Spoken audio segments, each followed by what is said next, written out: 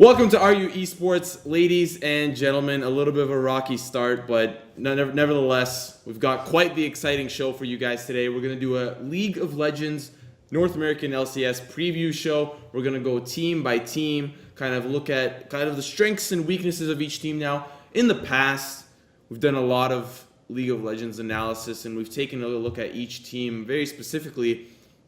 But the problem that we always have is that Joseph and I can never agree on a team being good and can never agree on a team being bad. That's not true. It's always one way or the other. Sometimes we agree. Most of the time we agree.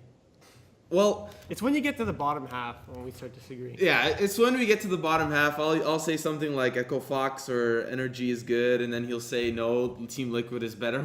Anyways, we've got a very special guy for you guys on the show today. Gonna help us kind of get over those bumps and curves because he's definitely got a lot of experience underneath his belt, and he's got a lot of deep knowledge of some of these players and how they kind of function, and he's played with them personally, hangs out with them, has a couple brewskis with them, so he knows the ins and outs of some of these players. I'd like to give a warm welcome to our good friend BasedYoona onto the show. How are you doing today, man? Hey, dude. Thanks for having me on the show. I'm doing great. It's obviously very good to hear from you. You were back on the... we saw you at Good Game Con very, very briefly. How was your time in Canada for the couple days that you were here? Canada was great. I think the convention was probably one of the best conventions I've went to. Except it was kind of weird. I always assumed Canada to be this super cold place, but it's actually pretty hot. I think right now it's extremely hot here. There's like heat warnings. It's hotter than LA for sure. I think Skara tweeted that or something. Yeah, it's much harder over there. Now, we do like to start every single show with a very, very specific question to get to kind of know our guests on the show a little bit more and to let our audience know about them as well. Now, I have a very special story of how I got into esports and how I started playing video games. But everybody kind of has their own way, whether it's a brother that showed them the way, or a father, or a mother, or they just kind of found games on their own, or they spent quarters at the local arcade. How did you get into video games and then kind of like made your way into esports too? Well, the way I got into gaming was actually through my father. He would always play video games on his PC, just like random stuff like he would download, such like the really old stuff like Super Metroid and like Super Mario, stuff like that. And then I would always just sit behind him and just watch him like until you actually beat the game from start to finish. Wow. So now, what was your second question? No, so from learning about gaming from your father and kind of watching him, how did you get into esports then from that?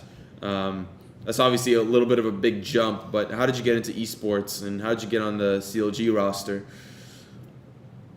The way I got into esports is like a lot of people were. I literally was just a fan. I would watch all the LCS games, start to finish, and then I just decided that one day I wanted to try it for myself and see if I could actually do it. And ever since I think it was senior year of high school where I started taking it a little bit seriously and trying to join challenger teams, stuff like that, and then I just ended up as being a substitute for COG at the end of the day.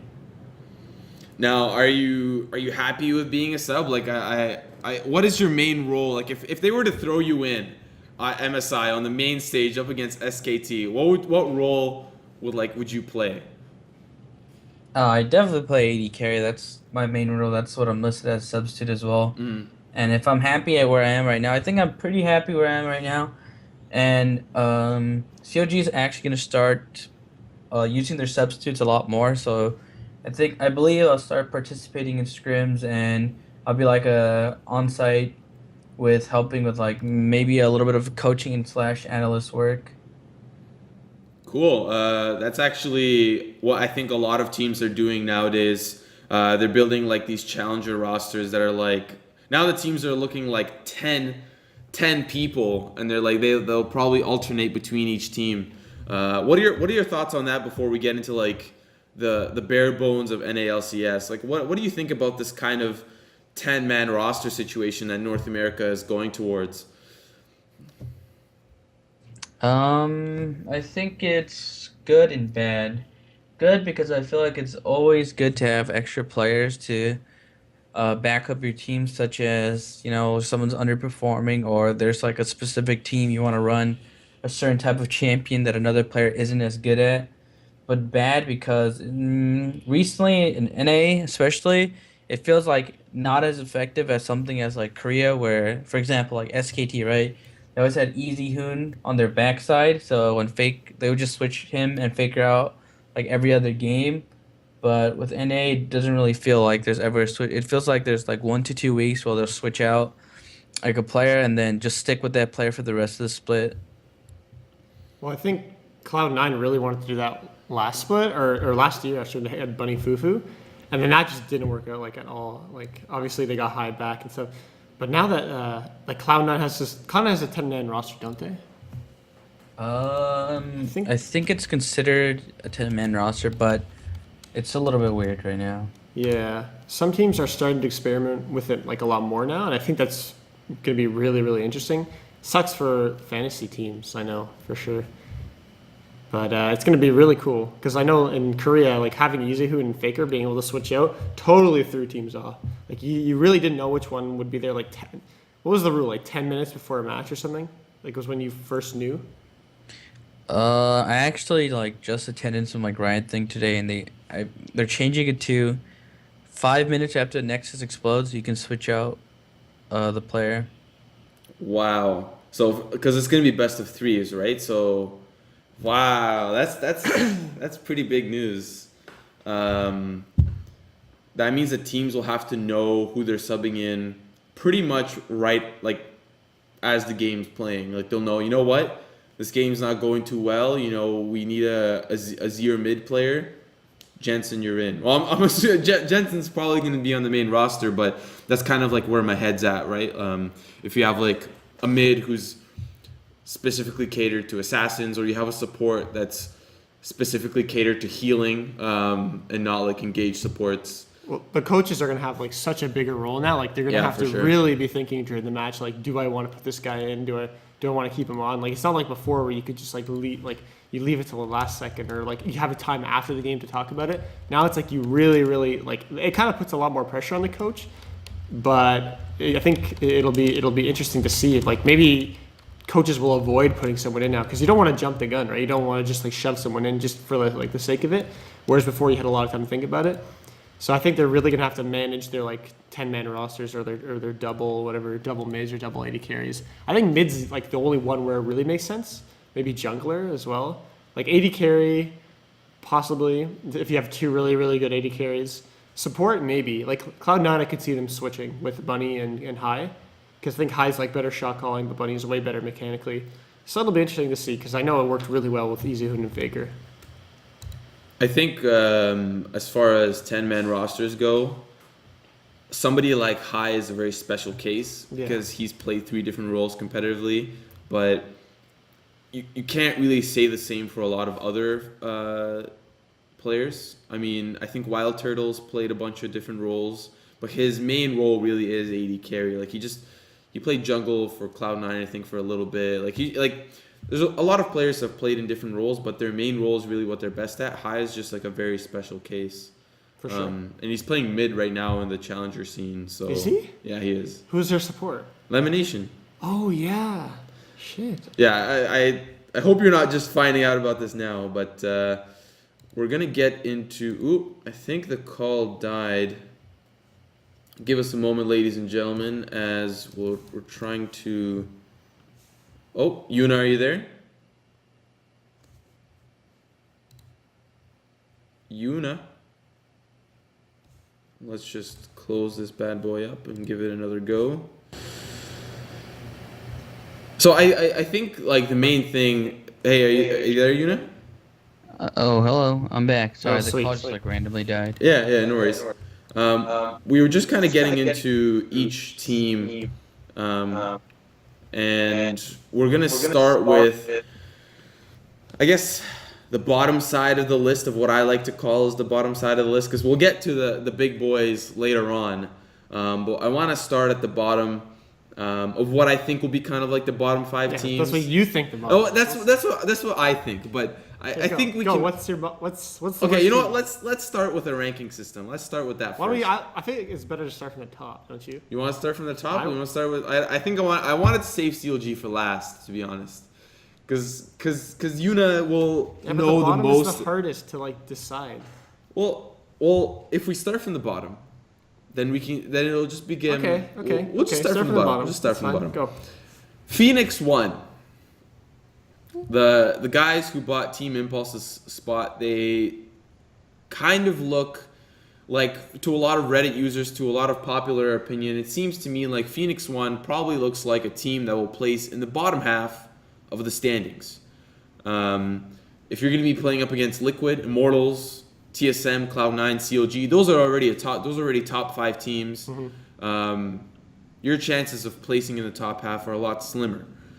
So let's go into Phoenix 1's roster. We have Zig in the top lane. He's actually from Canada, played for RU ESports for a little bit, so he's been trying to get into the scene. He played on Team Liquid Academy for a little bit. I know him. He's a good guy. There's also Inori, which I don't know a whole lot about. I think BasedYoona, you'll know a little bit about that, because he isn't Inori like a solo queue jungler. Like, he plays in a lot of challenger teams. But what do you know about Inori, if I'm pronouncing his name right? I think Inori's he's been around the scene for a little bit. He's always been placed super high in like the rank ladder, so he's like definitely a known challenger player. I'm not too sure. I haven't seen him in too many challenger teams, but it's kind of weird seeing him go from like not really a bunch of challenger teams last year to all of a sudden on LCS. Well, now he's got pretty much. He doesn't have like a confirmed role, because I think they have like a 6-man roster, and they're kind of looking to see who fits the bill properly. I don't know if they're trying to decide. No, that's such a nice way of saying it, dude. You're like kidding yourself. They literally smacked this team together as fast as they could because they needed it to get a roster. Like, I mean, it's not like they looked and like, okay, we got to really put a perfect team together. We got to like mix the right guys together. No, they said like, all right, who's up? Who wants to play in this team? We need someone like tomorrow. And then like 6 guys went up to them and said, okay, I'll play. And this guy was the best guy they could find. What do you think about that, Yoona? Does that happen often in the NA LCS? Do people just slap together a team? It doesn't happen too often, but there's the situation here where suddenly TIP and Renegades are fucking banned, so they they actually have to be like, oh well, I'm gonna buy this LCS team and just slap a team together, and I'm not probably gonna look for the highest of placings, but they're gonna be here for a year, and we'll see what happens next year. No, that's exactly it. Well. There are a couple names that stand out to me, and this is like, I like to give teams the benefit of the doubt, right? Like, you should not even be talking because you were a huge Team 8 fan for the longest time. No, I was a Team Coast fan. Team Coast fan, sorry, yes, Team Coast fan. And they were like, okay. Okay, that's not recent Team Coast. I'm talking about like Team Coast, like Nintendo and Shifter, right, sure, Zion. Okay. Look, Zion. I was a fan of Zion. All right, okay. People didn't think that was a good thing. What happened now? Yoona, can we give Slushy, Gate, and Mash Me the benefit of the doubt that they can at least put out some good numbers? I think all of those guys are good players. Like, I don't think they've ever shown that they're like bad players, but at the end of the day, it's Slushy, Gate, and Mash versus. Just saying those names makes me laugh. You said Slushy, Gate, Mash. Oh man, let's move on to the next team. I don't think I can talk about this team. He didn't finish his point. Let him finish his point. Jesus, Yoona. Oh my goodness. Whenever we have League of Legends talk, I think we need to have Yoona on the show, because seems like he sides more with you than me. But I know. Phoenix 1 doesn't look like a good team. I get it. I know. Slushy, Gate, Mash Me. But at least they're going to try. They have. They definitely have the underdog label right now. They are the underdogs of the. They're the under Phoenix, if you want to call them that. because they have everything to prove and nothing to lose, right? Except the fact that Paramount Pictures invested in them, and now they have a lot of money. But I feel like even just having an LCS team, even if it's a shitty one like this, it still like will earn you some sort of money. Like just an LCS spot in general is worth like a lot of money. It's going to go up in price every single split. So I mean, slapping 5 dives together is still okay in terms of business perspective. I'm just talking about in terms of like matches and like team strength. No, this is just it's true. This is not a very weak team. I'm glad you picked them for last place. All right, moving on to better and brighter futures. Team Envy. Yep. This team is definitely a little bit stronger. They have a lot more people on their roster, so they're going to be swapping in people left and right. Let's just go quickly over the roster. Seraph, who has everything to prove, absolutely dumpstered in the last couple of weeks on Renegades. Like, he just went off. Like, he is. Well, I think when he wants it, he'll play really well. Yeah. Like, you could see he really wanted it. Yeah. And I feel like when he was on CLG and other teams, he maybe was a little uncomfortable. Didn't play really the best, but yeah, I think he's pretty good. Yeah, he's definitely shown that he is a new blossoming flower. We also have Proxin. I think he was on Team Impulse. I don't know. Ninja. Yeah, they're Yoona confirmed for us. Ninja, I think he was on Team Dragon Knights with Seraph. He pretty much has been following Seraph everywhere he's been going. We have LOD. He's a sub, isn't he? He's interchangeable with Nia and Tanso.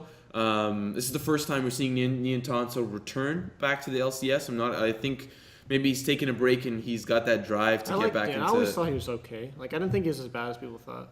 They're definitely going to be fighting for that ADC position, and Alex Ish is there as well, fighting for that mid position. Is he? Yeah, he's on the team. I'm looking at the website. Yeah, I think that's like today. He definitely needed a team, and he needed one fast, right? Yeah. So, what do you think about this roster, Yoona?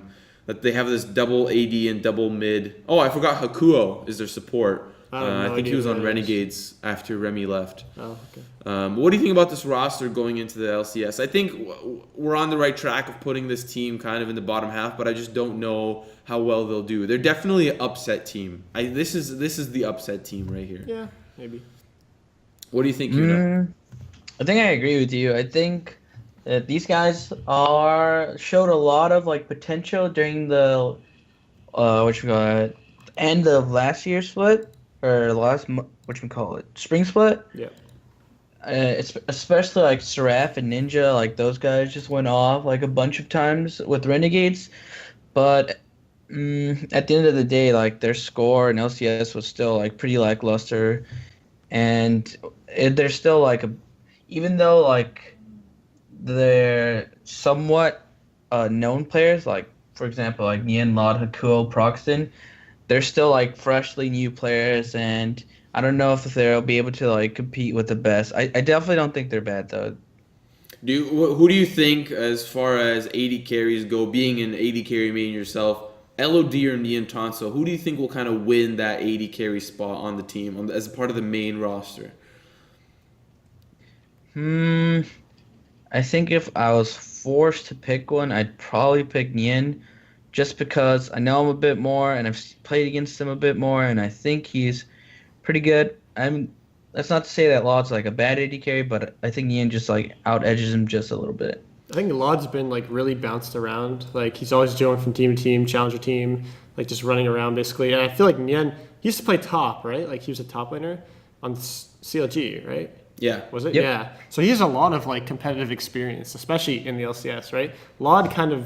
He's only ever like called up if he's needed as like a sub or some player can't make it or something. So I feel like Lod has maybe a bit more potential, but Nian definitely has a lot more experience. I think from my experience with Lod, now you can correct me if I'm wrong. I think once upon a time when Cloud9 was, I think this was 2 seasons ago, they had a challenger team, a North American challenger team. They were one of the first teams to kind of have this team. I know TSM had one called TSM Darkness, I believe, around that time. And Cloud9 had this really, really good team. I forget who their mid laner was. I think his name was Yasui. They had Hard in the jungle, Solo in the top lane. Their support, I think it was Sheep. Sheep, yep. Sheep, and then they had LOD as their AD carry, I think. And that was actually a pretty strong challenger team. That was actually really, really strong. So I'd love to give LOD the benefit of the doubt, but I agree with you guys. Nian Tonso definitely has the experience here. So does Alex Ish. Ninja has been I'm not sure what his Korean experience is like, but Alex Ish has been on the world stage, right? This guy, I feel like he's been burnt out, but he definitely knows what's up. I feel like you could just look and see players that have LCS potential, and you can look and see the guys who are you could just. It's sad. It is a little sad, the amount of time they put in. But you can just look and say, okay, this guy is probably, if he does make it to an LCS team, he's going to be one like this, and most likely he's just going to be bouncing around challenger teams and stay at that level. It's sad, but I can look at this roster and say, okay, Seraph, yeah, he has LCS potential for sure. He can be on a team, and then you go down the list, hey, maybe one of these guys can be on an okay team, but I feel like a guy like Lod will just maybe be bouncing around challenger teams and never really get unless he brings out steps of his game in a major way. I don't feel like he'll ever be on a good LCS team unless it's a team like this where they happen to upset every team and just go crazy. But I feel like Nin has that, he has that drive for sure.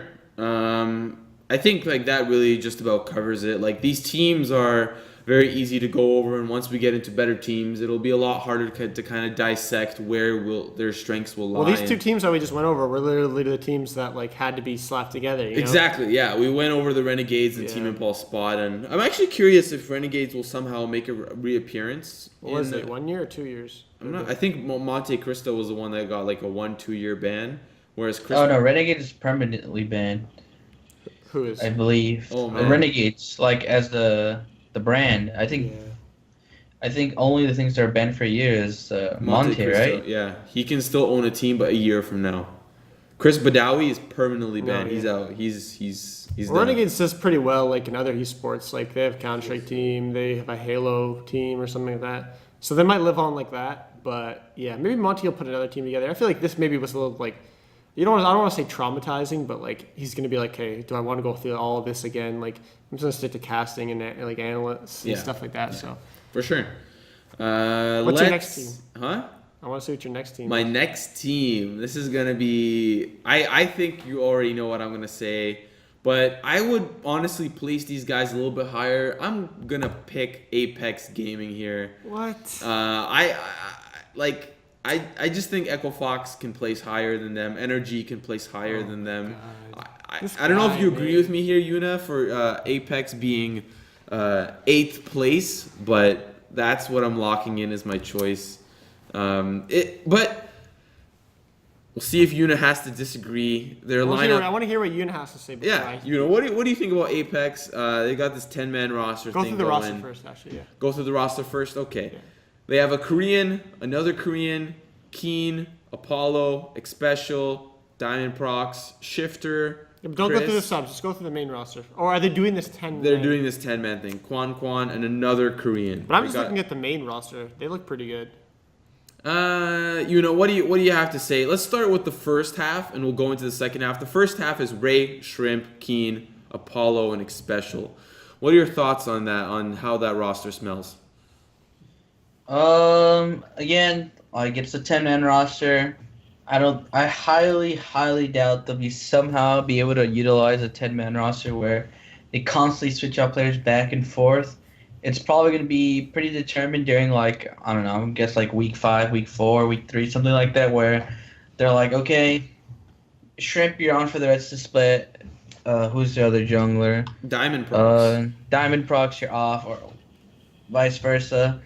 And it's going to be probably a 5-man roster. As for who I think will stay on the roster, if I had to guess, probably be Xpecial, Diamond Prox, Keen, Apollo, I guess. Well, they have a Korean AD carry. If they can't speak with him. I don't even know. No, I think Apollo's how he would do. What about the top lane? That's where top lane. I don't know either. That top lane and AD carry is where I'm a little bit fishy. I don't really know who's gonna be the better player because I've actually never heard of Ray and Roar, but they'll be able to prove themselves soon enough. And yeah, do I think this team's gonna be super high? I don't think so. I think this team is probably a middle of the pack team. Not bad, not great. But hey, they're all veteran players. They've all been playing for a while, and you'll easily prove me wrong. Honestly, I think this team looks really, really strong. Like, first of all, X Special is like a great support. Like, he's okay. Okay, a little over a year ago, he was like one of the best supports in North America, right? That's what everyone was saying. It hasn't been that much like time. I think he's still the same. He's still. Afromu is the best support right now. Who is? Afromu. Afromu? Yeah, I agree.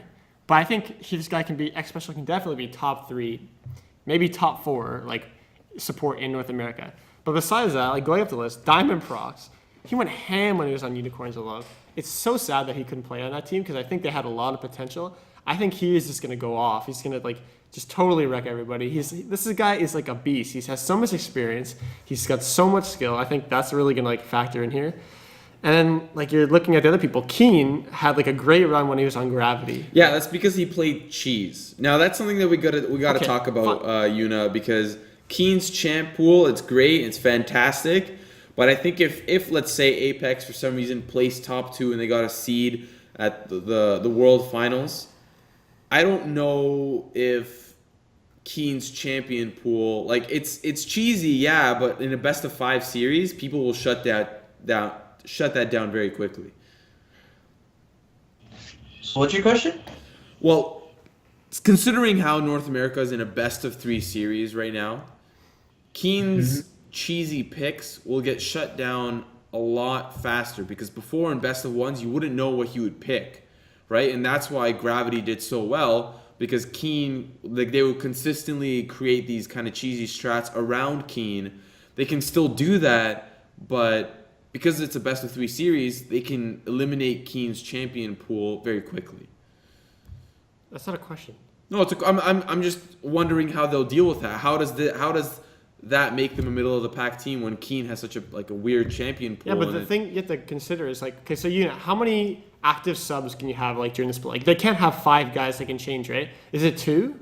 Like 2 players? No, you can actually have 5 active subs, I believe. That's even better for them. Honestly, I think the combination of Shifter and Keen is perfect because like Keen, like you said, yeah, he's cheese. That's perfect. You put him in like game 1 or game 2, he can totally throw someone off. Next game, they're going to be like, okay, we got to ban Hecker mid or something, right? You waste a ban like on Keen or anyone. Maybe the next game 3 or even in game 2, they might want to throw Shifter in. Shifter's so reliable. He can play any mage, just farm up. Totally different play style. Keen's like aggressive, plays the weird cheese stuff. Shifter is like really passive, will just play a mage and do damage late game. It's like a perfect like combination. So I think if you're going to use like this 5-man or this 10-man roster, for sure you have to be switching on Keen and Shifter. So I think that's... You're talking about cheese and how it's going to be a problem. It's not a problem when you have Shifter. I see what you're saying. And this is one of those times where we're going to have to disagree. What? I support your argument. Valid argument. Great points there. Round of applause for Joseph there. The reason why I place Apex so low on the list is because there's just so many better teams in the split right now. They have a lot to prove, yes, of course. But they you're looking at, I wouldn't say washed up players, but Apollo has never placed top 3. Keen has placed top 3 with Gravity. Specialist placed top 3. Yeah, Shifter has never really placed top 3. Chris has never placed top 3. Diamond Prox has. What do you mean Shifter never placed top 3? They were in the finals against TSM in the summer split. Oh, okay. Well, they were a top team. Shifter is a good player. I just I think you're looking at this team like how good they are on paper. I think you're looking at this team how good they are on paper, but results never translate when it looks on paper. I'm not saying they're going to be top 3 or top 4. I'm just saying, because I know what you're going to say the next team after this. What team am I going to say next? Oh, you're going to say Echo Fox. Yeah, that's what I was going to say next. I think for sure Apex is 100 times better than Gravity. What do you think? What do you think? Echo Fox or Apex? I don't even know about Echo Fox right now because I don't know who their jungler is. He doesn't even know the players because nobody does. Are they importing a new jungler? No, the problem with Echo Fox is I don't know who their jungler is. I think depending on who their jungler is, no, I mean, there's like random speculation like about who their jungler is, and I don't know if it's hard or like someone new because like there's recently a tweet by Har that just said like he's at home and LCS starts Friday, so it's Exactly. a little bit weird. I only see 2 decent players on Xbox, Keith and Froggen, and I don't even think they're that good. When you go to Apex, I can find you 4 guys that are really, really good on the team that are either better or at this like the same Have skill you level. seen the League of Legends Reddit post about who placed the top in Korean solo queue? What the, Did you see? Solo queue doesn't matter, man. In Korea, it does. No, it doesn't. In Korea, Yoona, does solo queue matter in Korea? I think it's still weird translating solo queue on team competitive. The thing is, Even like, if it's in Korea. Are you telling me right now that you don't think Keith is a good player? Well, I think Keith is a great player. No. Sorry, I was asking Joseph. Do you think Keith? Every player on this list is a great player in solo queue, but it doesn't matter when it comes to LCS, man. You know that. Come on, everybody knows that. I saw Echo Fox in the second half of the split. They did pretty well. But that was a different split. Those are different teams, like in the last split. They're only changing their jungler. I'm talking about other teams, man. Apex looks so much better than them. I can't wait for the split to start, just like rub it in your face. Like, Okay, why is let's make this a bet. I'm willing to put Riot points on this gamble. $20 Riot points. $20 Riot points. Whoever At places the end higher. of the split, Echo Fox will place higher than Apex. I'm down. I choose If Apex. I win, you give me Riot points. Right. If $20. you win, I give you Riot points. Dude, you're so bad at these bets. I beat you every single time. Because for some reason you pick a weird like storyline narrative that like, Echo Fox is and then you always get wrecked. I'm honest, man. I just see how it is. I don't need to like bandwagon on people. Do you think Apex is as good as Joseph is making it out to be? I'm not saying they're as good. I'm just saying they're better than Echo Fox. What are your thoughts? Chime in. If I had to put money on one team, I'd probably put it on Echo Fox. Ooh, baby! Are you serious? That is what I'm talking about, ladies and gentlemen. Okay, I'm let's sorry be for good, your eardrums. I apologize, but I just get amped when Joseph loses. perfect. That's all I care about. Well, it's better for me because I'm gonna get RP from David, and I'll have outpredicted Yoona. So I can't wait for the end of this split. All right, let's move on to the next team. That's enough. They also have a couple of subs. You don't want to talk about. Selfie is like the most notable sub. I don't know if they're ever going to use him, but he's definitely a decent player. But let's hop into the next team that I obviously am going to choose next. He knows I'm going to choose Echo Fox. Well, I think we talked about them quite a bit, but let's say the speculation is true and they pick up Dardoch. Would that significantly bolster Echo Fox's lineup? Definitely. I think Dardoch is probably top 3 jungler in NA. No, definitely a top 3 jungler in NA. For sure. And I think he'll be able to he'll be a great addition to the team, but is that going to happen? I mean, we'll know in a couple of days whether that's actually a thing. Do you know when they're supposed to announce their rosters completely? At the Riot meeting today, did they say when the final day to announce rosters is? I didn't hear anything about that, but if I had to make an assumption, I'd probably guess I don't know, the way they did it in MSI was if you wanted to make a roster change, it would have to be, I believe it was, if it was before a game started, it would have to be at midnight. So technically they would have to do it Thursday midnight. Even if they got Dardoch, I just don't understand. If he had problems on the team with a full team of people who speak English, how is he supposed to work on this Echo Fox team with how many Koreans on there? 2? 3? 2, right? Well, isn't Big? They really only have one Korean. Big, I think, is an American. Yeah, he's an American. If he's on Team Liquid with all these great players, Piglet, world champion. And wasn't it insubordination to his coaches and stuff? Was that why he got kicked? Do you know what does he mean? What do they mean by insubordination? Did he just not want to listen to them, cooperate with the team? Yeah, he was basically his coach would tell him to do stuff and he wouldn't do it. That's insubordination. Yeah. I just don't see if he's on a team like that had all that potential. Like Team Liquid could have been a top 3 team, like if they really, really wanted to, or maybe like a top 2 team possibly. But I just don't see how is he supposed to. If he doesn't respect those guys, how's he supposed to respect a team like this? There is speculation that TSM might pick him up as well. I don't know about that. And if TSM does, then they have an NA person that they can hop in. That's a good NA jungler, and they can flex a Korean import. That's who would they? There's no one else they'd flex, but like a top laner. Well, they could flex a support because they were trying out a couple of people, and if they really wanted to, they could flex a support out for Biofrost and put in Ignore or whatever. I don't think Dardoch's a good pick for that team at all. It's Especially because, if you don't listen to Reggie, he's kicking you off the team right away. It's true. For sure. Reggie's the big man in the house. You have to listen to him. Maybe that'll scare Dardoch, but I don't know, dude.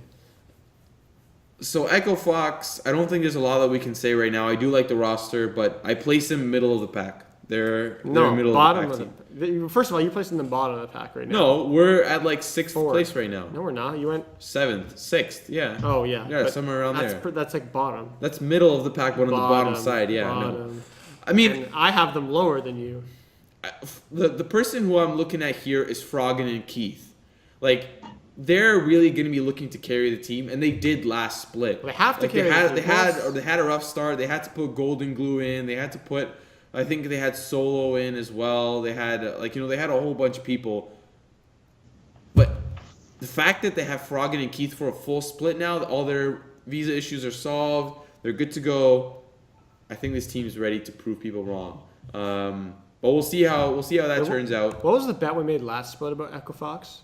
I made a bet that Echo Fox would place higher than Energy. What a dumb bet that was. I cashed in on that, man. Oh boy. Wait, didn't you have to put something on your forehead? Yeah, I didn't. No, I forgot. You have to do that. I will do it in the next stream. Week. Next week, yeah. Next week. Yeah, I almost forgot about that. What did I have to put on my head? Pretty sure you have to put an Energy logo on your forehead. Yeah, well. In marker. Hope you get to see that next week. You have to do all the worst stuff. It's gonna be a funny stream. You have bad luck for all these bets. Didn't you lick the bottom of shoes or something? Yeah, I know. I bet that I think I bet that AHQ would not beat Fnatic at Worlds or something like that. I should be putting more money on this. I should have put money. Well, I have the support of Yoona, so for me, I feel like this is locked in. This is sealed tight. I've got the kiss of approval from CLG right now, so I think. That helps you sleep at night? I think I'm good to go. But anyways, let's not digress. Let's move on into the next team.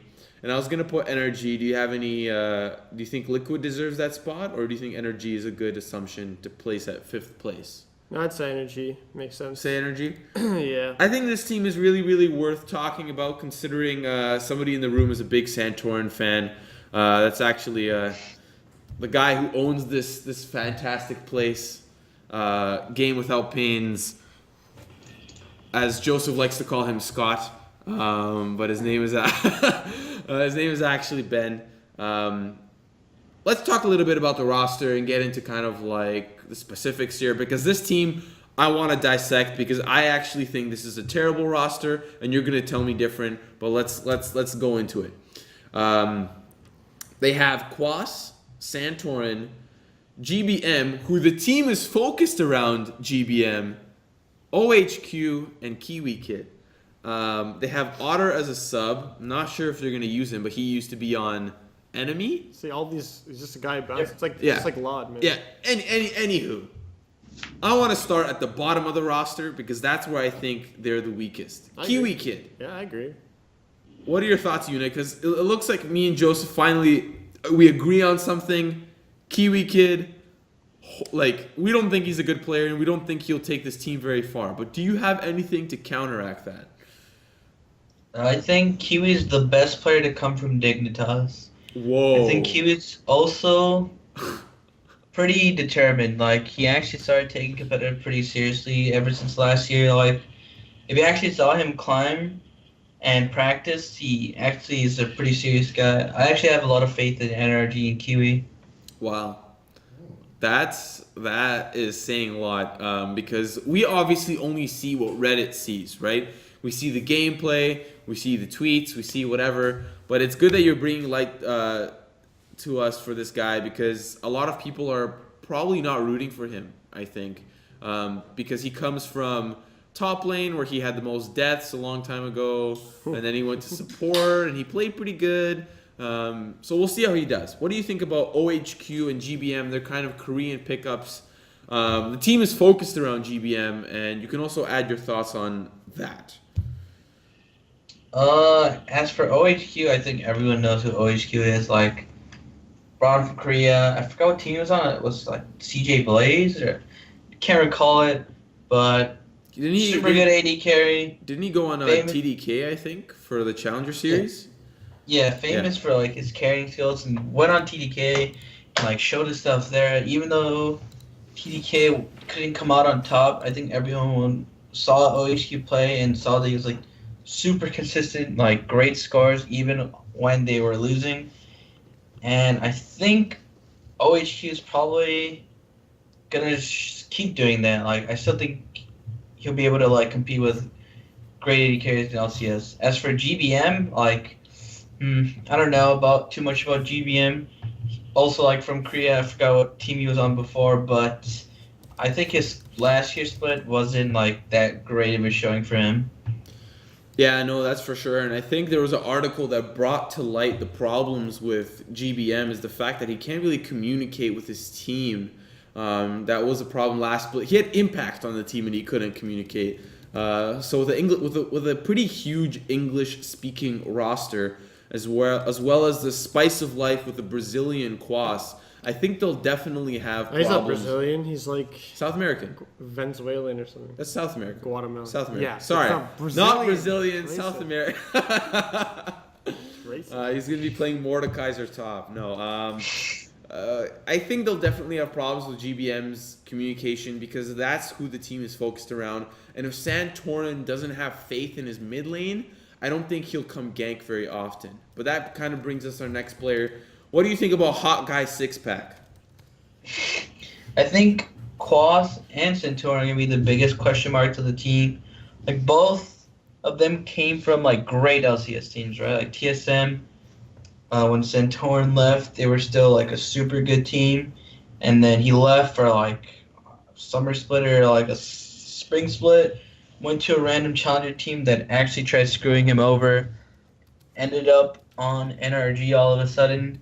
And same thing for Quas, right? Just randomly, he's kicked from TL for God knows what. I don't think they ever released a statement. And yeah, he took like a long time off, and everyone's gonna question mark them, saying like, are these guys as good as they were before, or have they like fallen off? Will they do even better than before? I think right now they're like the X Factor of NRG. Honestly, I think that, like, besides Kiwi Kid, everyone on this roster looks really, really strong. I actually don't know much about OHQ. Like, I know whatever, he's Korean and he's got some skill. That's fine. I think that'll work pretty well for them.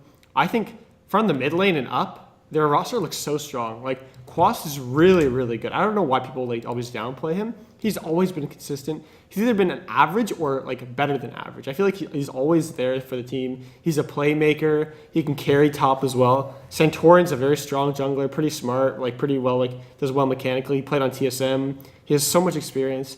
GBM, I'm pretty sure GBM's like a god, isn't he? Like he's the mid lane god. Well, not last split. You always hype up the teams that don't need hyping up. Like, I know Ben is sitting right behind you. He'll get you an energy t-shirt as soon as Game Without Pain gets connected. GBM, you always hype up the wrong teams. Was he not one of the best players in Korea? Always. What? He was one of the best mid laners in Korea, wasn't he? Yoona, you can shoot me down. Yeah, I think GBM was like known for like being a great, especially his Gangplank. Like, apparently his Gangplank was like disgustingly good. Dude, he's a good player. If he gets unlocked, he can be one of the best mid laners in North America. If he gets unlocked. I don't know about last split, he didn't perform. I don't think this is the roster to unlock GBM's potential.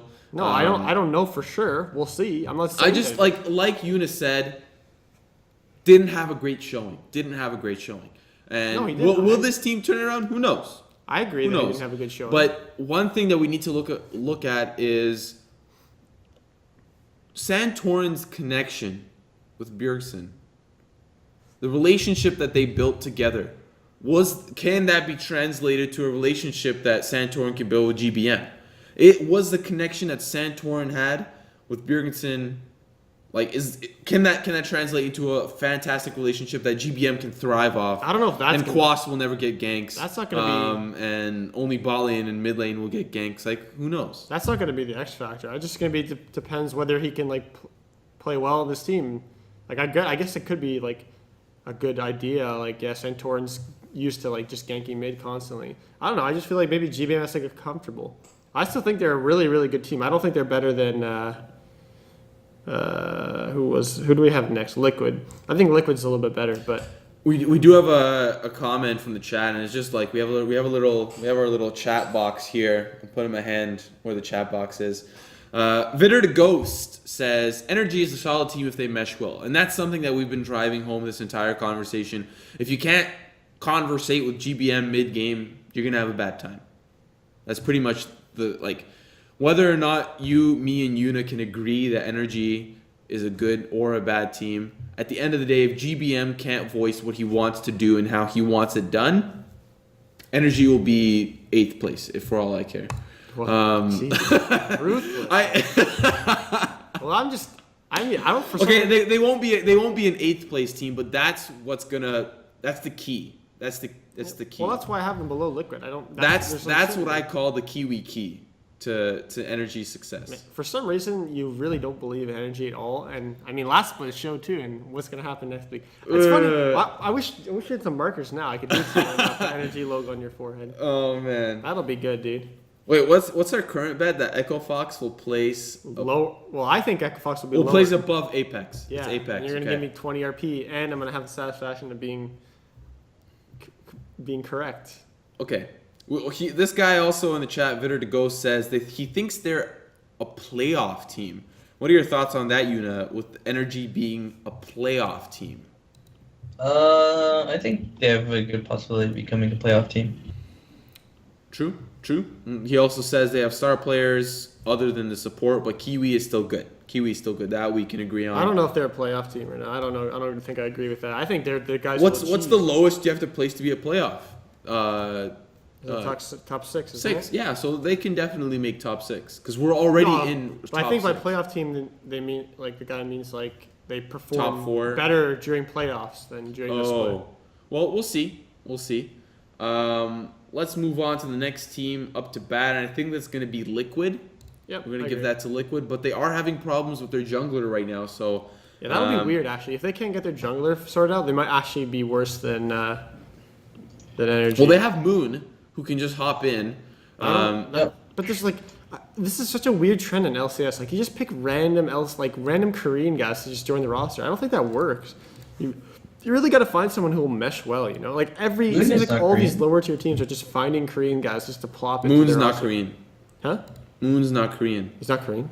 Moon is American jungler. He's an American jungler. He played for He's a challenger American jungler. He played for Energy last split. Does that ring a bell? Did he? Yeah, he did. I don't know these people. Yeah, Moon was on Energy last split. Okay, well. Joseph, how can you talk about Energy when you don't know the history? I never said I'm an Energy fan. I just think they're better than the teams that you think are good. All right. Well, if you're not going to do the research, I'll do the research for you. That's what I'm good for. They also have a 10-man roster. If they keep Dardoch, they'll put Moon up, and they've got this 10-man roster that they're playing around with. Obviously, Golden Glue is there. Now, Yoona, I want your honest opinion. We've talked countlessly about what we call the permanent LCS subs, and we see Golden Glue as that guy. What are your thoughts on Golden Glue? Can you change your opinion of this guy? Golden Glue? I don't think he'll ever be subbed in. Not a single game, definitely. He's just there just in case Phoenix gets hurt. But he's on TLA, and that's pretty good for him. TLA is like a great team backed by a good org. So, I don't think Golden Glue are participating. Do you think there's 2017 Golden Glue main stage? Will he ever be on a team? 2017. Nope. Perhaps. I think he's definitely one of the top 3 challenger mid laners in NA.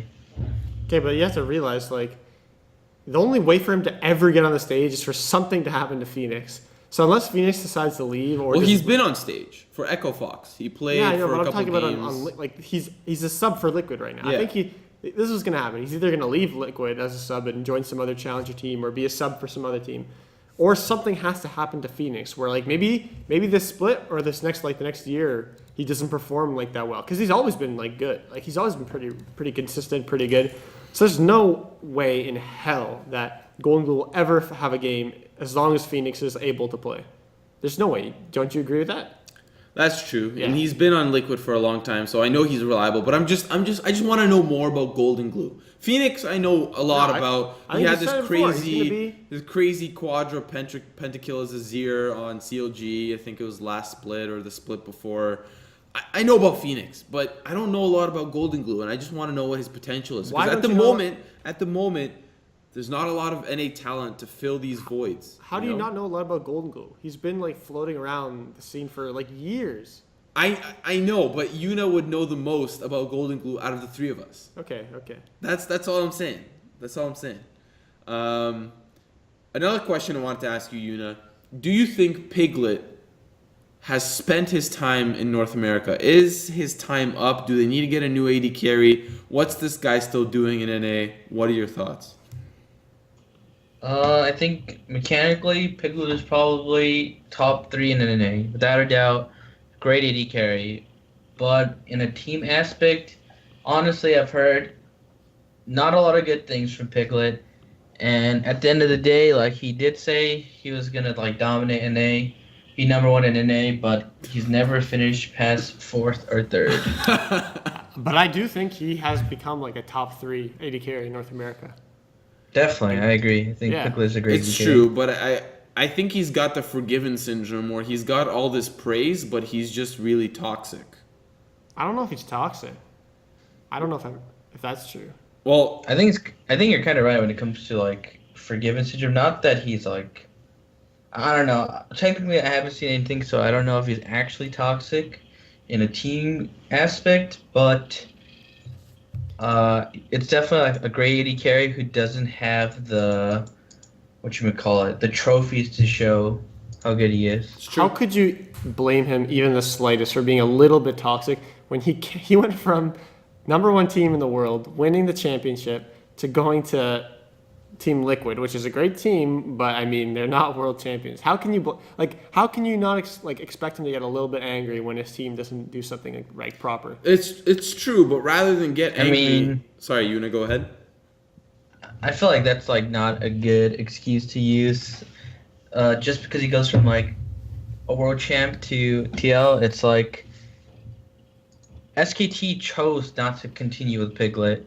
Like there's obviously like a problem there, and if I don't care if like you won championship or you're last place in your split last year, if you're not good to your teammates, don't join a team. But I don't think he's not good to his teammates. I think just maybe he gets a little uptight. Like he probably gets pissed off when they do something wrong or something like that. But like, I don't think it's not like it's not like with Dardoch where it was so bad they had to like take him off the roster. Like Dardoch looked like a great player. It must have been hard to kick him from that roster. He must have done something really, really wrong. That's where it becomes a problem. With Piglet, like okay, maybe he's a little bit of a drama queen, kind of like forgiven a little bit, but I don't think it's enough to like remove him from the roster. That where it's a huge problem. Obviously, they've been dealing with it. You know, they've worked with it. Especially they did pretty well last split. We also have to talk about the rest of the roster as well. We can't just talk about Piglet and Phoenix.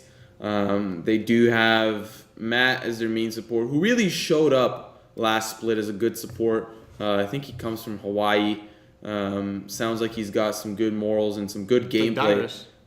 They also have Dardoch, who's kind of like up in the air right now. They might swap him in. Hold on, but I don't know. Like, they said they want to get rid of Dardoch, but is it like it's not 100% confirmed? Is it? They said they're thinking about it. I think there's a 52.5% chance that they'll put him on TLA. Yeah. And then they'll put Moon up because they can do that. Team Liquid has the contract; they can extend it for as long as they want. I think the statement they put out though would be like a good scare for him. Like he's probably thinking to himself right now, like, okay, yeah, I've been a bit of like a drama queen. Okay, maybe I gotta get my act together. Like Maybe everyone is saying the same thing to me. Maybe I'm doing something wrong. Okay, I'll give it another try but I'll try to change a little bit. So I don't think it's just like, unless they find someone really good to replace him, I don't think they should be kicking him. I think they should try to work with him as like to the last second. That's true, but you also have to take a look from Dardok's perspective. Like, he might want to leave. He might want a fresh new team. He might want to explore his options. Besides TSM, what team? Any team would pick up Dardok. I know, but why would he want to go to another team? Like, Team Liquid looks pretty good. If any team came to Dardok and offered them a main position, would Dardok take it in a heartbeat? Honestly, it's up to like Dardok. I feel like Dardok has a very high opinion of himself, and I don't know. He can have it. He's a great player, but I think it's like he wants people who are on his level of play. If he wants to win, the only teams that like are better than Team Liquid are like CLG, which I don't think they're going to get rid of Smithy. TSM, I don't see them getting rid of Sven for Dardok, especially with all the issues he's had. And then like what's left? Immortals, they're never getting rid of Rainover. And that's like about it, except for Cloud9. What about Cloud9 actually? We'll get into them in a little bit, but before. No, but what about Dardok to Cloud9? Nah, I can see that. I think they would keep Meteos. Meteos. I think Dardok's way better than Meteos. They've already boot camped in Korea. If they wanted Dardok, they would have picked him up a long time ago. Well, they didn't know about this a long time ago. Maybe next like. But what I'm trying to say is that I don't think there's anywhere for Dardok to go if he wants to win. If he wants a paycheck, fine. It's done. It's true. Hey, let me finish my point. I'm just trying to say that if Dardok wants a paycheck, a big paycheck, then fine. He can go to Energy or Phoenix One or somewhere who's going to give him a lot of money. If he wants to win, he has to stay on Liquid, or go to TSM if they really, really want to make that work. Do you think where would you place Liquid before we move on, Yoona? Middle of the pack, top of the pack, bottom of the pack? Top of the pack. I think they're a good team. Hopefully they get their stuff solved where I don't know what's happening to Dardok. I think I don't know, those, especially Matt and Lorlo, those are like actually like good friends of mine, and like seeing them like progress from like random solo queue players to like top level of competitive is like pretty good, and I believe in them. It's just that there's a lot of like all those problems that they need to solve. It's true. Let's move on. Now we are heading into the brass tacks of the NA LCS, the top teams. Now before we head into the top four, I think I'd probably prefer if everybody kind of like said their top four, and then we can go like team by team, because it's definitely not we're not all gonna have the same opinion. Try and this is mainly for you. Try to keep your fanboy like biases out of this top four, all right? And just all right. So you go first. All right, I'll go first because it seems like everyone wants to know what the Cloud9 By the way, fanboy thinks. The teams that are left are CLG, TSM, Immortals, and Cloud9. So those four, you gotta sort them now. Top four. Go from 4 to 1. Okay, so from fourth to first? Yeah. And is this like the split or like playoff run? Split. The split? Okay. Yeah, playoffs included. Playoffs So included. the end of the year, what will the ranking be? I'm not going to include playoffs because I think. No, include playoffs. Just in general. Okay. Just say which teams are better, because one team's gonna be better than the other. I think. Why don't we let Yoona go first? Yeah, you know what? Yoona, you go first. I need to think about this. But your top 4 teams, starting from 4th to 1st. I think if we're gonna do inclusion of playoffs, then I'd probably do COG, Immortals, TSM, Cloud9. I think that was first to fourth. That was COG, Immortals, TSM, Cloud9. Yeah, Cloud9 fourth. Yeah. What's yours? What's mine? This is a tough one. Because I'm placing TSM 4th. I'm placing Cloud9 3rd. Placing Immortals 2nd and CLG 1st. Now, I'm not saying CLG 1st because there's a CLG member in the Skype call. I'm saying CLG 1st because after watching their documentaries and all the MSI previews and how Zix responded at MSI, how serious he was about the game, how devoted he was to making CLG a fantastic team and showing them that they can beat some of the best teams in the world.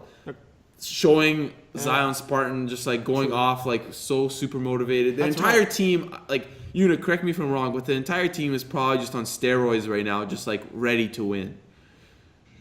Obviously I'm part of COG. Like, I always have a bias, but like going from like a fan to a sub to going with them to China, I think COG was from the most underrated team in NA to probably one of the most highest rated teams. I agree. And it's pretty good to see them honestly get the praise they deserve.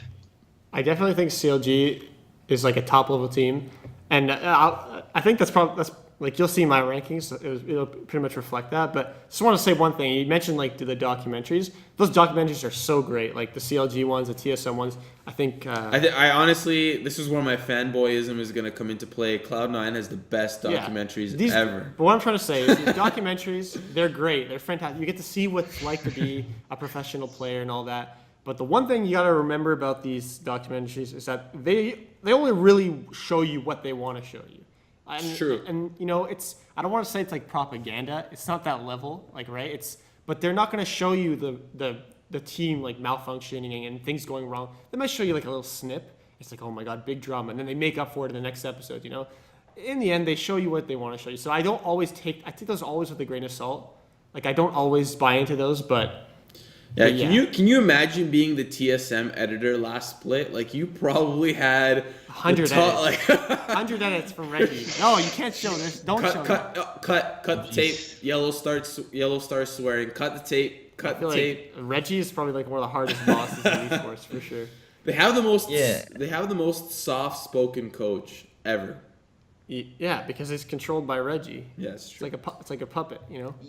Anyways, see, you're smart for saying that though. Like taking all this with a grain of salt. Like, of course, nothing. There, going from from fan to inside the scene. It's like I think fans get like 10% of what actually goes within, and it's also pretty hard to show people what it's like to be inside and talk about stuff like that. But I don't know, it seems like a lot of, especially Reddit, isn't ready for stuff like that, because the second things go wrong, it's like, get your pitchforks, boys, we're hunting someone today. And it's well, that's what's so hard about having a team, I feel like a lot of teams after one split, if things don't go right, they might just want to disband. It takes a lot of balls to stick together. And no pun intended for Cloud9 balls. Oh my God. But seriously, it takes a lot of team strength to stick together and stick through it. And I think CLG has really, really done that. Isn't this one of the first splits where CLG's kept the same roster from the last one? I think that was a Reddit. That was somebody posted it out on Reddit. This is the longest standing roster. That's really, really interesting. And I feel like this current roster has so much potential. I think for me, CLG, we'll touch on this point and then get into your roster standings. But I think for me, as soon as CLG announced their roster, I didn't look at Stixxay as the weakest link. For some reason, I still had this is how it feels to be a League of Legends fan, okay? I am telling you what went through my mind and what goes through people's minds all the time. While League of Legends has a short turnover rate, people think about players in long terms of gameplay. So as soon as Xmithy was okay, it's been a couple months, he's still on the CLG roster, they're still remaining, he's still the main guy. For some reason, I still thought back to the Vulcan days where his team tanked. Where XDG, I think they just got they did good, but then the following split they just tanked. Well, they did bad at Worlds. It was not a pretty sight, and I associated that loss with ManCloud not being able to find a challenger team, with Yoona going to a completely different game, with all the players of XDG or Vulcan, their careers didn't really go anywhere, and that's why for some reason I thought for the longest time Xmithy was a bad player, just for that reason. And that's because as a fan, you see these players over long periods of time, and you have these weird biases. And it sucks. I don't think Xmithy's a bad player anymore, but that's kind of how you see it. You're talking about Stixay at the start, right? No, I was talking about Smithy Oh. the entire time. Okay, I thought you were talking about Stixay because you're saying. I said no. I didn't see Stixay as the weakest link. My eyes were looking at Smithy because of his history with XCG and Vulcan. When I first saw the roster and I saw that because it was a big question, like who's going to replace Doublelift, right? And then they announced Stixay. Like he was always like a sub for them, like kind of in a way. I'm pretty sure. Is that right, Yoona? What'd you say? Stixay's kind of always been like a sub for CLG, hasn't he? Yeah, he was a sub / he played for their B team. Yeah. So I feel like he always was like the next guy. Like he was just always there, kind of like to take the place. And when they announced Double was leaving, and then they had to do the next announcement of who would be replacing him, when they showed Stixay, I was just kind of thinking to myself like, okay, they couldn't find anyone else who would really mesh well, so they kind of just went with the sub. And you know what? And I still agree with this point. I would say that Stixay is a downgrade from Doublelift, right? It's true. But the reason that Stixay works so well is that because I think like Doublelift had a lot of problems like with the people. Like they had a lot of arguments and stuff. Stixay probably doesn't have any of those problems, and he can just focus on the game. The team can work with him. That's why he works too well. But in terms of mechanical skill, I think Stixay is a little bit of a downgrade. Would you agree with that? Yeah, I think mechanically Doublelift probably again like top 3. Yeah. But definitely in terms of personalities, I think Doublelift didn't work, and I feel like him leaving was such a nice fresh start for Afro and the rest of the team, and that's why Stixay is going off. He has this great environment now. Yeah. They totally just rebooted.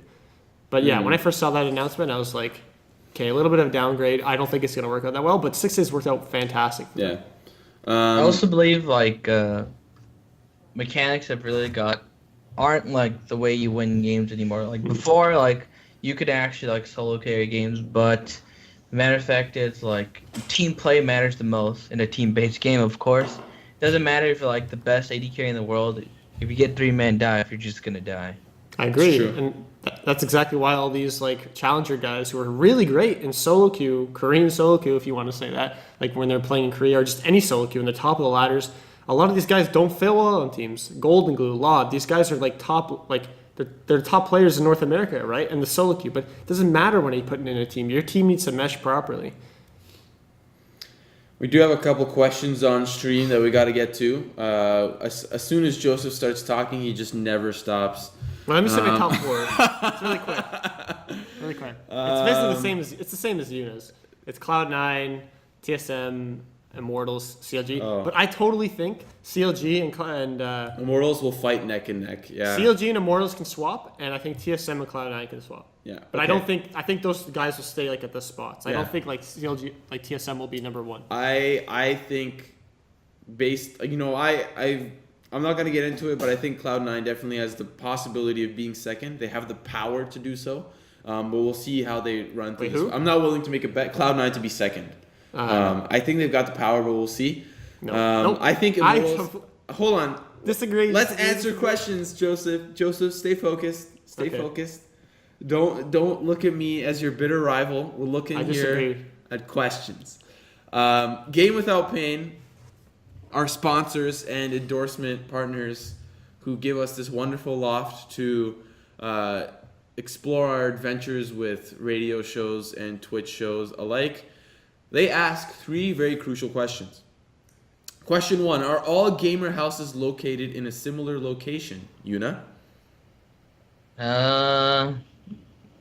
Yeah, most houses are near Santa Monica because they want to be getting to the studios rather quickly. Are you living with the CLG team or? No, I live with my roommate Scar and Frag. All right. Wow, that must be a dope house to live in. Question number 2. Is there a camp outside of Groupie Grills outside the CLG house?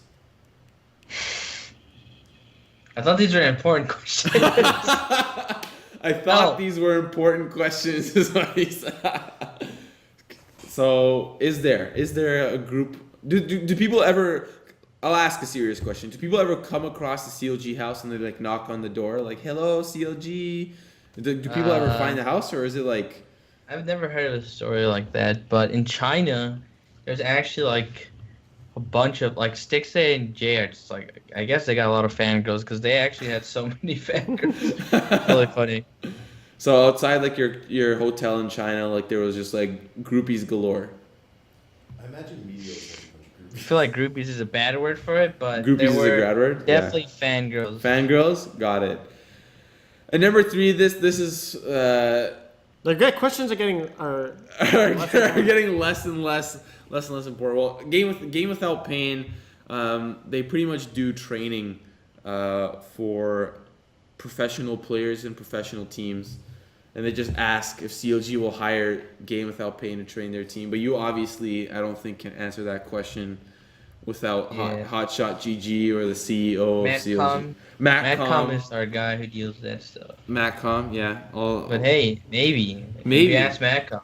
Maybe. Good answer, maybe. That's what you got. Maybe is what you got. It's better than nothing. Maybe. Sorry, what were you going to say? No. I'm just saying maybe. Yeah, maybe. Why don't we talk about the top 4 teams? We didn't really talk. Yeah, no, because you just went on this rant about Stixay, and then you just didn't stop, and then I didn't want to stop you because Joseph's speaking. Hello, watch out. Let's start with Cloud9. Cloud9. Yes. We have 20 minutes left in the show. That's enough time to just fill up with Cloud9. Why would we talk about the number 4 team for the rest of the time? I talk about the top 3 teams. Well, you said Cloud9 is interchangeable, so don't make me make you eat your own. But my words. main ranking was. Let's just go really let's not add our opinions into this, and let's have Yoona dissect every team and then just chime in for like a minute or 2 tops. What do you think about Cloud9? But more importantly, what do you think about Cloud9 with their new coach? The new coach. What's I his don't name know. again? He's Reaper. Yeah, it's Reaper, and he I think came in first with Edward Gaming in China. Like if he came in first in China, I think he's a reputable coach.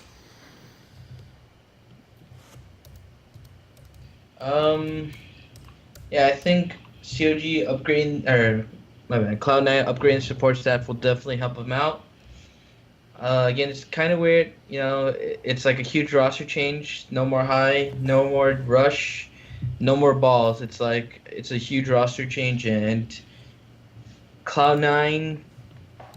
It's kind of weird seeing them. I still think they're like a top tier team, but I think this split, if they're gonna prove that they're a good org, then it's gonna be this one.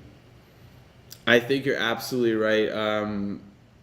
They kind of like it came to a point where you have to let high go. If it's not going to be this split, it's got to be sometime, and they're choosing this split to kind of like give it a whirl. I mean, it's tough to be 25-3. That was like their best record, but we'll see how they go. But I think they'll do well. I mean, obviously, I have to hope they do well. I'm a Cloud9 fanboy. Let's move into TSM. TSM, what are your thoughts on the new support pickup? He actually comes from Toronto. He's from University of Toronto. I've met him a handful of times, and UFT is actually very proud of him.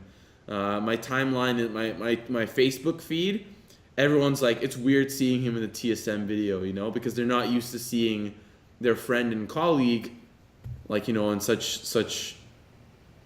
in such a huge spotlight, right? But what do you think about their change and how the team will do without Yellow Star? I think it's a good change, to be honest, because I just don't think Yellow Star was working.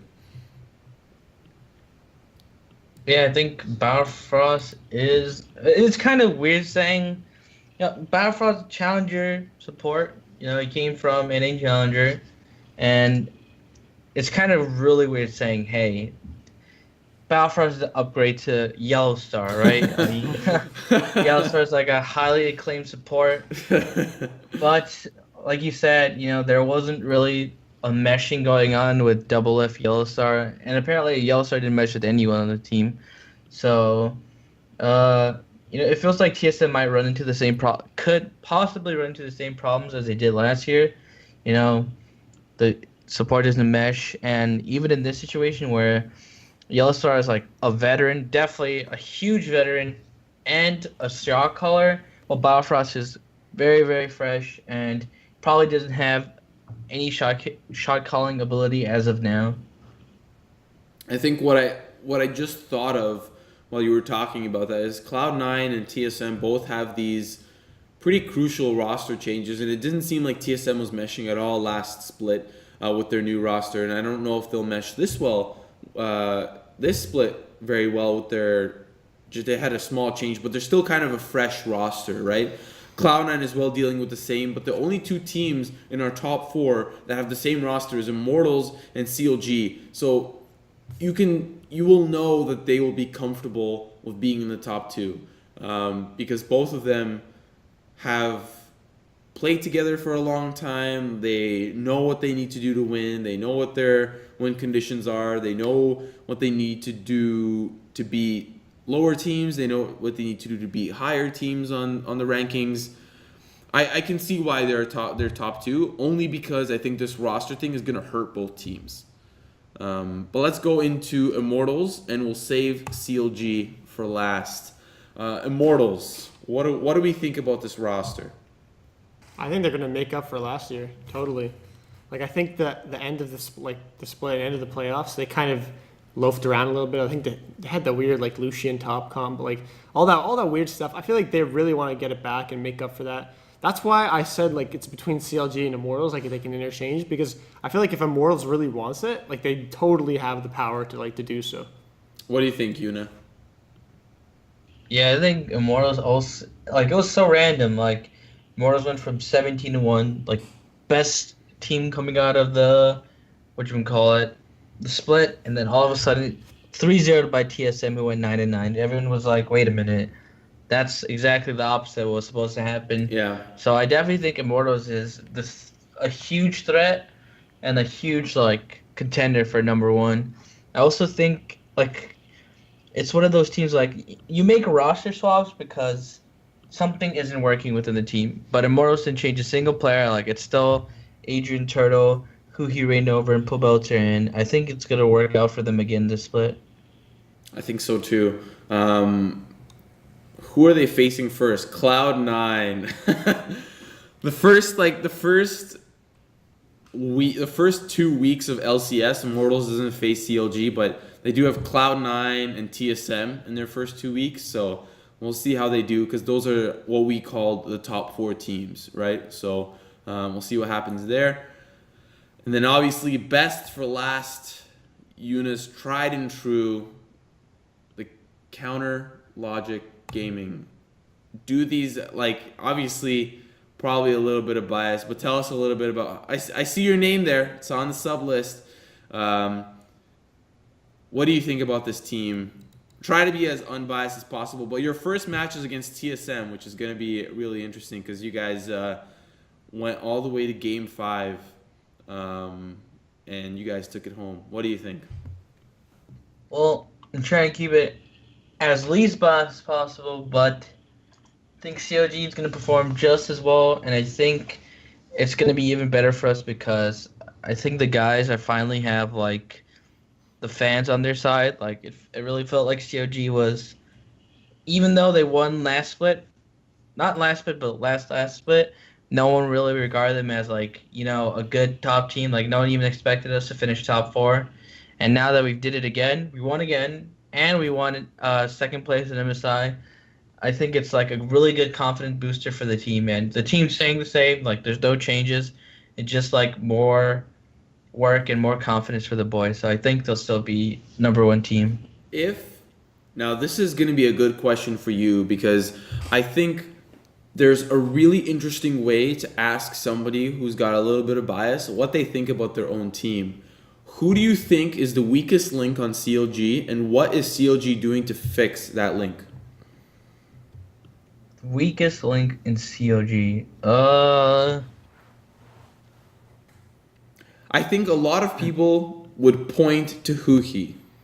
I think that's probably what people would be saying the most, because Xmithy played phenomenally at MSI. Everybody played phenomenally at MSI, but there was a few mechanical misplays on Huhi's behalf in I think like a few games here and there. That's not to say that he's not playing phenomenally, but in your opinion, who do you think is the weakest link, and what is CLG doing to fix that?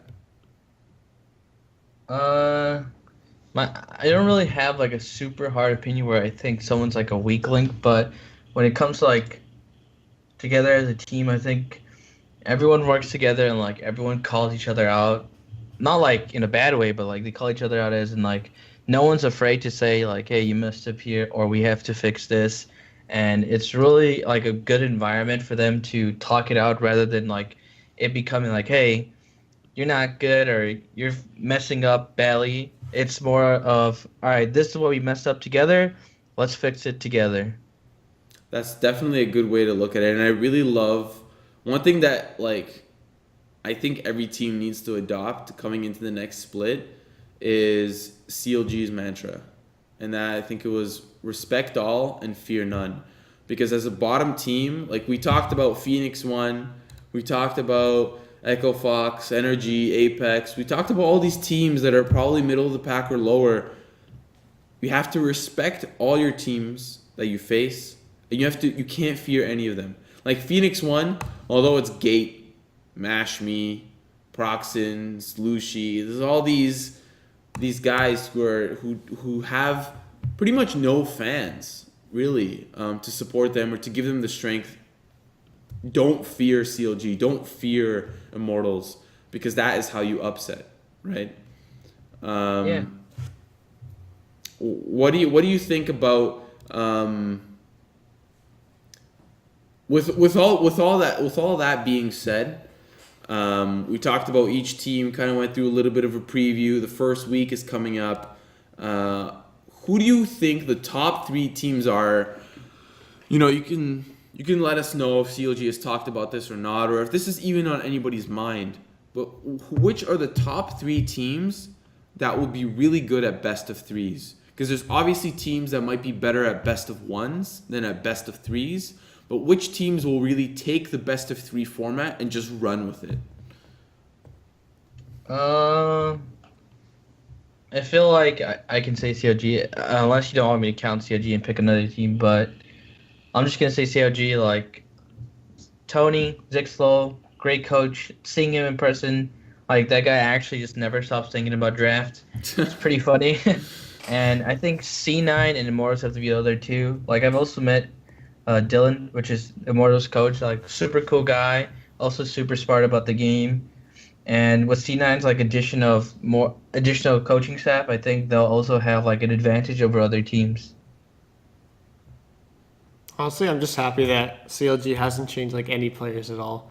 You know, because like and I feel like that makes teams so much stronger, especially like with Immortals. Like the reason we have Immortals and CLGs at the top is because we know they were good. If they had changed a player like TSM or what Cloud9's doing, it's a little shaky, right? Like we don't know. I don't think CLG like TSM is gonna break the top 2 because I just have like no confidence. I don't know about Biofrost. I don't know what he's gonna do. But with CLG and Immortals, I already know what their players are like. I know that they could totally win if they want to. Well, that's what I was saying earlier, right? Like without having that roster swap, they're showing that they're going to be they're going to be 2 dominant teams, right? You can't mess with somebody if it ain't broke, don't fix it. And it looks like CLG and Immortals, it's not broken, it's definitely working. So for them, it's going to be a no-brainer.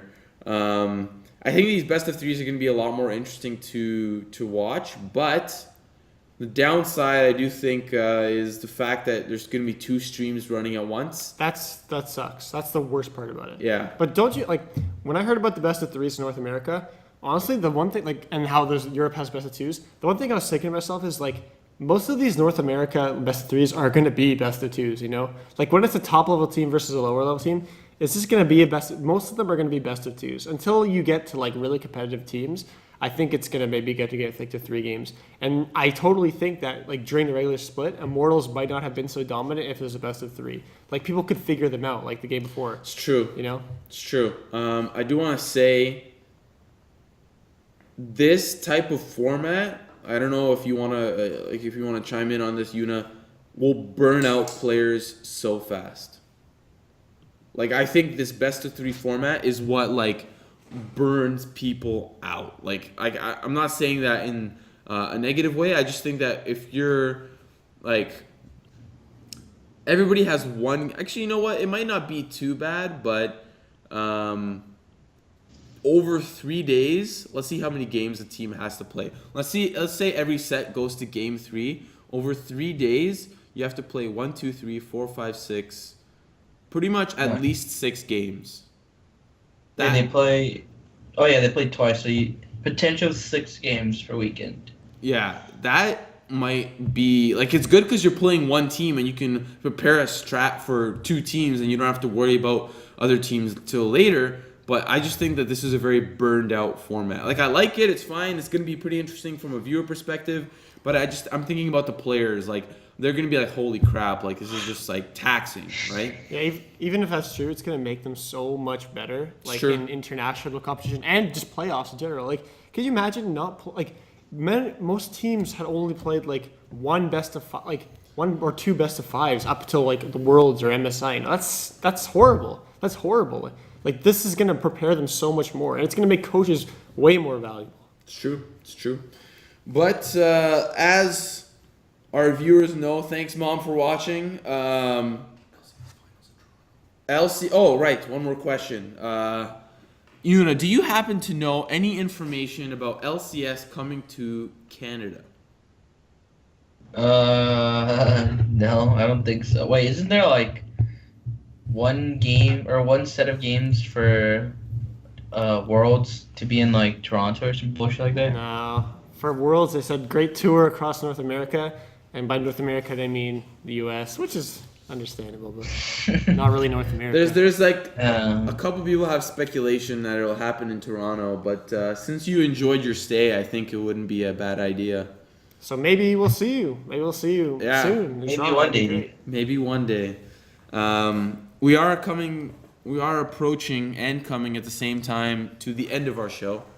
8:30 is the timestamp where we cut our viewers dry of such spectacular entertainment.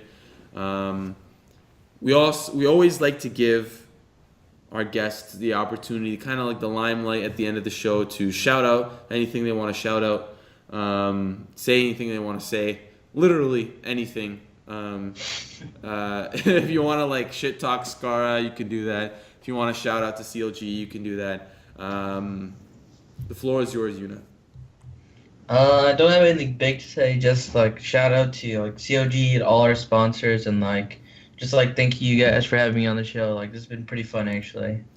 Yeah, I'm glad that you got to experience Joseph and I just trash talking each other, because that's pretty much how the show goes. Well, it's mostly you sugarcoating every player and me being brutally honest.